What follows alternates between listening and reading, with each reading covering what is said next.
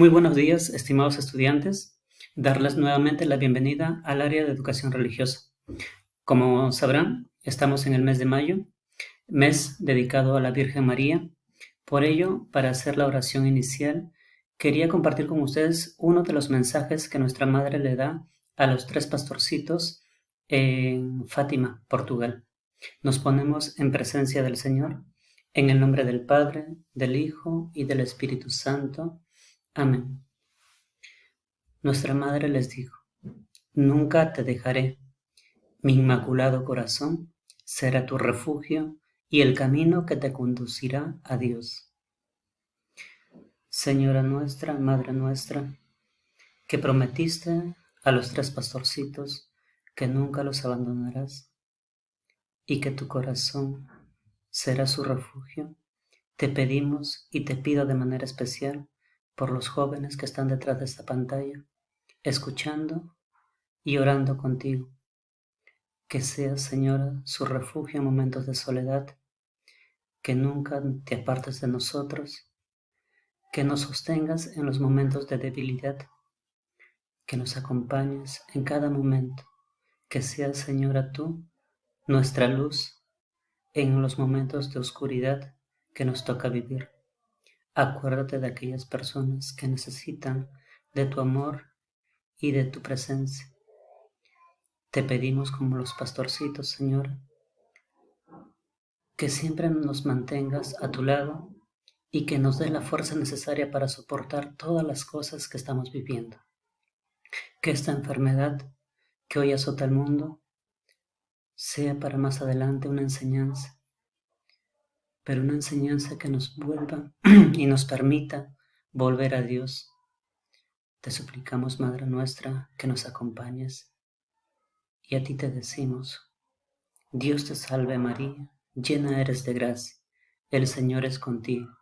Bendita eres entre todas las mujeres, y bendito es el fruto de tu vientre, Jesús. Santa María, Madre de Dios, ruega por nosotros pecadores, ahora y en la hora de nuestra muerte. Amén. Señora nuestra, que cuidas a tu Hijo, cuídanos también a nosotros, que hoy más que nunca necesitamos de una madre que nos consuele y nos sostenga. Por Jesucristo nuestro Señor. Amén. En el nombre del Padre, del Hijo y del Espíritu Santo. Amén. Bien, querido hijo, querida hija, solo como detalle, recuerda esta fecha en la cual la Virgen María le da el mensaje a Lucía, uno de los 3 niños pastores en Fátima. 1917, donde se vivió una guerra que devastó mucho Europa y que hoy en día también nosotros vivimos otra guerra, pero no entre personas, sino con una enfermedad que sé que está causando mucho daño y mucho dolor a muchas personas y seres queridos. Que esta situación no nos aleje de Dios, sino que nos permita ser más fuertes y poner nuestra confianza en aquel que sabe lo que es sufrimiento y por ello siempre nos brinda su mano y su amor. Esta clase será ofrecida entonces por aquellas personas que necesitan de la presencia de Dios en su vida, y ofrecemos también por aquellas personas que están saliendo a ayudar a otros. Muy bien, empezamos entonces la clase de hoy viendo un tema nuevo, pero teniendo en cuenta lo que hemos visto o estamos viendo anteriormente sobre las mediaciones, sobre los símbolos en el lenguaje religioso, todo esto que conlleva a que el ser humano por naturaleza es un ser religioso. Entonces, hoy lo que vamos a ver es cómo las religiones tienen su espacio dentro de un país, dentro de una nación. En este caso específico sobre Perú, ¿no? Las religiones en la Constitución peruana, en nuestra Constitución. Primero que nada, decirles que el derecho es un derecho de profesar una religión. Ya lo dice en la Constitución del 93, ¿no?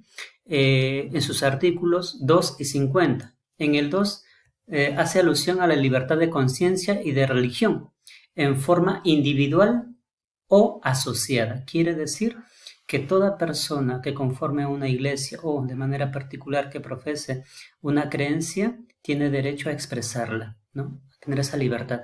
Y en el artículo 50 dice: dentro de un régimen de independencia y autonomía, el Estado reconoce a la Iglesia católica como elemento importante en la formación histórica, cultural y moral del Perú, y le presta su colaboración.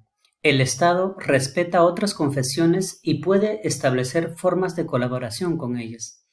Dicho esto, tener en cuenta entonces que nuestro país tiene como base moral el cristianismo, ¿sí? Porque la Iglesia siempre ha apoyado, no solamente al Estado peruano, sino en todo el mundo, a enriquecer la cultura y las tradiciones de cada país. Por ende, la Iglesia tiene una relación entonces, el cristianismo, con otras religiones, dado que se ha mencionado también que no solamente es la Iglesia católica presente en los países, sino hay muchas religiones. Por ende, por ejemplo, podemos ver qué dice el Catecismo de la Iglesia Católica y el Concilio Vaticano II en el documento de Nostra Aetate, nuestros tiempos. Dice el Catecismo: al defender la capacidad de la razón humana para conocer a Dios, la Iglesia expresa su confianza en la posibilidad de hablar de Dios a todos los hombres. Quiere decir que no solamente basta por respetar las creencias de las personas, sino también hay un derecho de evangelizar, de hacer conocer la fe a otras personas. Por consiguiente, el Concilio Vaticano II dice que la Iglesia Católica nada rechaza de lo que en estas religiones hay de verdadero y santo. Considera con sincero respeto los modos de obrar y de vivir, los preceptos y doctrinas que, aunque discrepan en muchos puntos de lo que ella profesa y enseña. Quiere decir, no todas las religiones creemos en lo mismo, pero sí la Iglesia respeta las creencias de las demás confesiones religiosas o religiones, teniendo en cuenta que para todos nosotros Dios es el camino, ¿sí? Para poder alcanzar la felicidad eterna. Y de manera concreta, el cristianismo frente a las demás religiones resalta puntos concretos y puntos en común que nos unen quizás también a ellas, ¿no? En el caso del budismo, por ejemplo, rescata el espíritu devoto y confiado que tienen los budistas hacia el ser supremo en el cual ellos creen. Referente al Islam y el judaísmo, hay muchas coincidencias. En el caso del Islam y del judaísmo y el cristianismo, creemos en un solo Dios, en Abraham, que es el padre para las tres religiones, el padre de la fe. En la Virgen María, en el caso de los musulmanes, creen y respetan también a la Virgen María como madre virginal de Jesús. Las tres religiones mantenemos un libro sagrado en la cual hay varias coincidencias respecto a Jesús y María.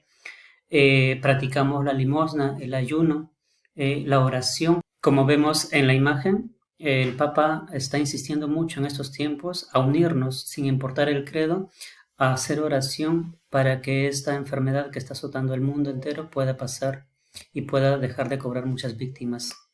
Entonces, dada la importancia de las religiones en el mundo entero, cristianismo, propiamente la Iglesia, firma concordatos o contratos o convenios con diferentes países del mundo. En este caso, voy a mencionar el concordato que hay con el Estado peruano.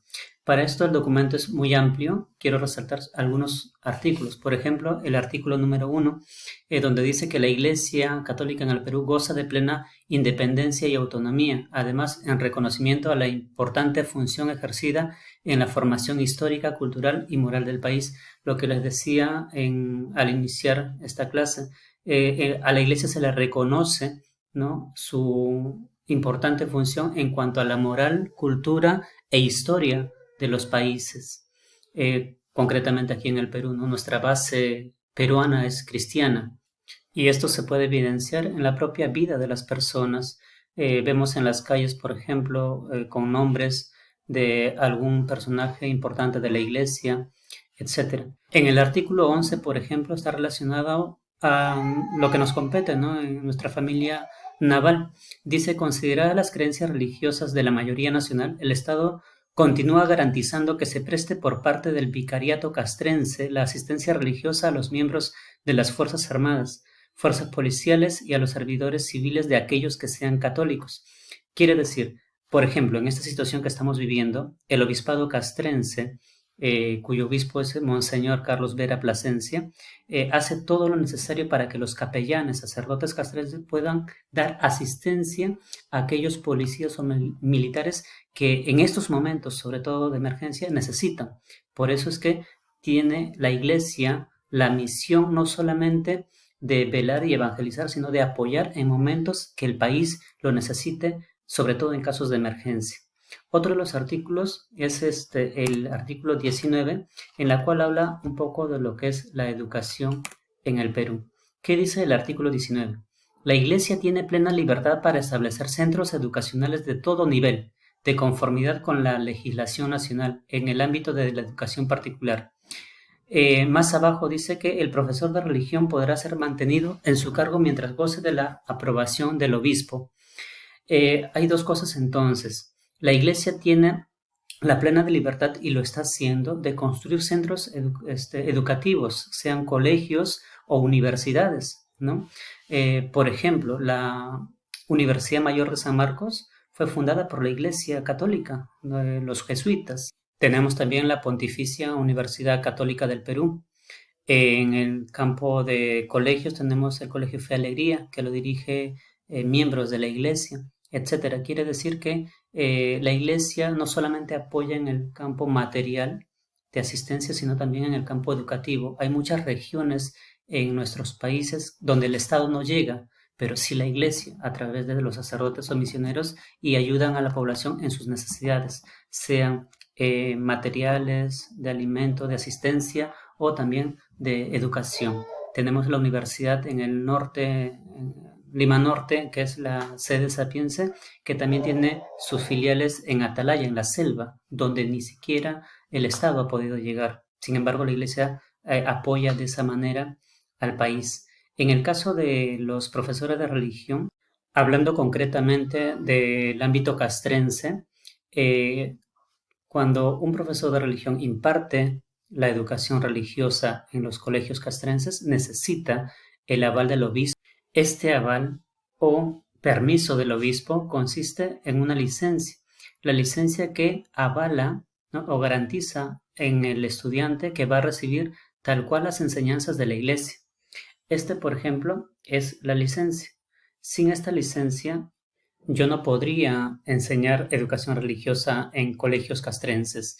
De alguna manera, esto garantiza la calidad de enseñanza de acuerdo a lo que manda la Iglesia en las instituciones militares o de la policía. Como conclusión, podríamos decir entonces que la religión, específicamente el cristianismo, aporta al Estado peruano en el ámbito moral, social y cultural, dado que se trata de educar en valores y respetando siempre la idiosincrasia y la cultura de las personas de cada país.